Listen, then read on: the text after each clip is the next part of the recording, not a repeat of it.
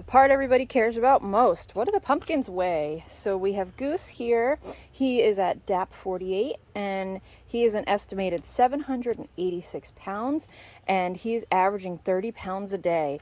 So if you remember in the last video, his growth had slowed down a little bit to 21 pounds a day just because we had a few nights in the 40s, and it's warmed up a little bit. It's still in the high 50s. I'd prefer 60s, but just that little bump up in nighttime temperatures brought him up from 21 pounds a day to 30 pounds a day. So I am happy he's continuing to chug along, even with this tiny plant of his. And we got our big boy Snoop Gourd. He is at DAP 40. He is an estimated 611 pounds, and he is also gaining 30 pounds a day over the past 4 days. That is actually a little surprising to me. I thought for sure he'd be gaining more weight than Goose, given that his plant is so much bigger behind him. So it kind of raises the question, is an earlier pollination more important than a bigger plant behind the pumpkin? Now, with that being said, overall, he is bigger than Goose was at this stage of his life, and he is a little bit ahead of my personal best, while Goose is now a little bit behind my personal best. So overall, he is gaining more weight, but it doesn't seem significant to me, but I haven't actually run the statistics on it. So we'll see what happens over the next 2 months, and we'll see, is a bigger plant better, or is an earlier pollination better? Another thing I've done is I've switched from sheets to comforters. I have it so that the white is on the outside. I think it does protect the pumpkin a little bit more. And does it help preserve some of the daytime warmth? I don't know, but I always use comforters this time of year, so that's what it is.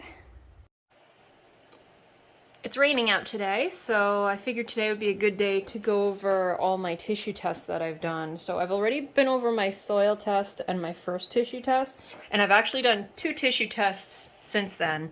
So as a quick reminder, my first tissue test was really high in nitrate. The normal range at that time of year was 6,500 and mine was 22,000. So I immediately stopped adding any nitrogen at all, but there was still going to be some nitrogen because of conversion from all the microbes in the soil. When I did the next test, so the first test was on June 16th before pollination. The next test was about 3 or 4 weeks later on July 13th, and I was shocked. The nitrogen level went down to 4,500, and if you'll notice, the nitrogen sufficiency range actually changes throughout the year. Every other nutrient level will be the same recommendation, except for nitrogen, because you have less nitrogen requirements when the fruit's growing, because nitrogen is mainly for growing the greenery of the plant, not the fruit. And as the fruit's growing, you have less nitrogen needs. So this was almost ideal, and it was actually a little bit below ideal. I just kind of ignored that. I didn't really want to add any more and mess things up. And then about 2 weeks later, it was down to 2,700. And at that point, the nutrient recommendation was 4,200. So nitrogen's fine. We're not really going to worry about that anymore. Phosphorus was a problem. The normal range is 0.81 to 1.2. And my first phosphorus level in the tissue was 0.64. Now, in my soil, it was high, so it was 66, and the recommended amount is 25. This was before I added amendments, and I actually added even more phosphorus. So the phosphorus level in my soil is actually probably higher than this. The issue with phosphorus is that phosphorus gets locked up in the soil really easy. So you can have a lot in the soil, and the plant just can't take it up, and this is showing that here. So I did a few changes. The first is I tried out this new product called Mammoth P. Even this small bottle was ridiculously expensive, and I've already used it all up, but the marketing's great. It says, the leading organically derived microbial inoculant that unlocks phosphorus and micronutrients to maximize growth. So I started using that. It's basically soil microbes that help unlock phosphorus. And then what else? I used some of this Neptune's Harvest fish and seaweed fertilizer. It's a liquid and it smells fishy and seaweedy. It's awesome. But it does have supposedly some usable phosphorus, so available phosphate. It's not a lot, it's 3%, but I've done a few things. I did a foliar spray with this stuff, and that also has the benefit of helping prevent powdery mildew, and it also has a small amount of all the macronutrients. So I've done both one foliar spray, and I do about once a week a drench with this stuff, and it makes my backyard smell delicious. So since adding those amendments, it went from 0.64 to 0.77, and then the next one after that, it dropped a little up to 0.73. So it's kind of hanging at just a little bit below the low end of normal. So I guess it is what it is with that.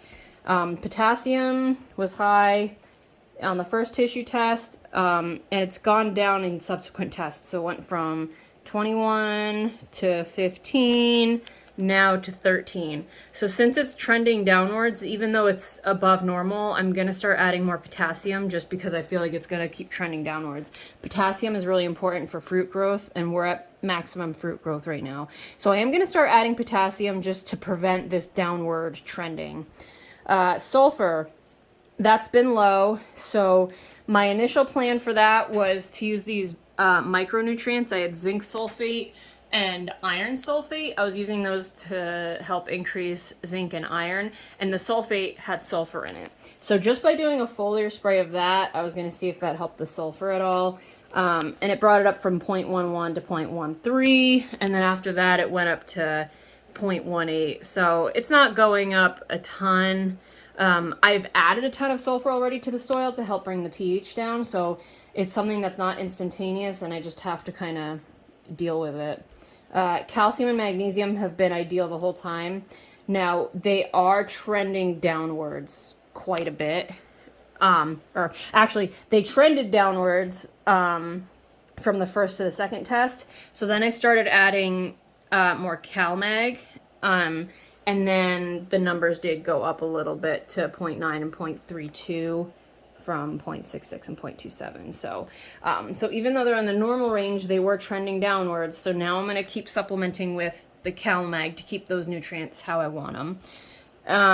So the micronutrients, if you remember, my zinc, my copper, and my iron were all very low, even though they were all ridiculously high in my soil test. So zinc was 33 in the soil. The normal is 1.5 to 3. Iron was 65. The normal is 20 plus. And then copper was 4, and the normal is 1.2 to 2.5. So I don't want to add any more of this to my soil because there's already way too much in my soil. It's more likely a pH issue or a nutrient imbalance that's preventing the uptake. So what I did was I did a foliar spray, just a one-time foliar spray of zinc sulfate and ferrous sulfate, which is iron sulfate. And I just did their recommendation, which was 1 to 2 tablespoons per gallon. I did 1 tablespoon per gallon. I ended up burning my leaves with it, but look how much they went up. So the zinc went from 30 to 44. Now it's in the normal range. The next one after that, it went to 51. So it was still going up, even though I only did one foliar spray. The copper, I did not add any copper because of one of the fertilizers I use. You can't use copper within 20 days of using it, and I use that product very regularly. So the copper, I haven't added anything, and it's just kind of stayed low, 4, 7, 9. And then iron went from 65 to 235, and now it's 138. So I'm not going to do any more micronutrients at this point. Aside from possibly boron. Boron is the one that's important for calcium uptake, and calcium is important for building those thick, strong walls. It was normal when I did my first tissue test at 32, and it actually went up to 46, and then now it's down to 30. So it's still in that normal range. I might do a little sprinkle of boron every now and then for the rest of the season just to keep that how I want it, but I'm probably not going to do any more tissue tests. I have a pretty good idea of how everything is trending. I know what I need more of. I know what I have enough of, but I need to keep it consistent, and I know what I have way too much of. So I find these tests to be super helpful. Everybody's different, but I like them as a nice tool. It does get expensive, so I'm gonna keep it how it is now and hope for the best. One other product I added on is Epsom salts. Everybody has heard of Epsom salts. These are the same exact Epsom salts that you put in your bath. $4.99. That is a deal right there. So what is Epsom salts? Do you know? Do you know what you're putting in your bath water and soaking in? I hope so. It's magnesium sulfate. So we got magnesium, 9.8%, and sulfur, 12.9%. So I'm doing this because I am low in sulfur, so I wanted more sulfur. The only other source of sulfur I added were those micronutrients, which I'm not doing anymore. And then I did add elemental sulfur in the beginning of the year to get the pH down, but that can take a few years to take into effect. So we got a constant source of sulfur that I'll be adding once a week. I'll do this foliar spray every once in a while, as well as a drench. And then the magnesium, although I'm not low in magnesium, remember that magnesium number was trending downwards. So I was doing the CalMag to help with the calcium and the magnesium. And then this is just a little extra source of magnesium. So the plants usually like Epsom salts, so I added that as well.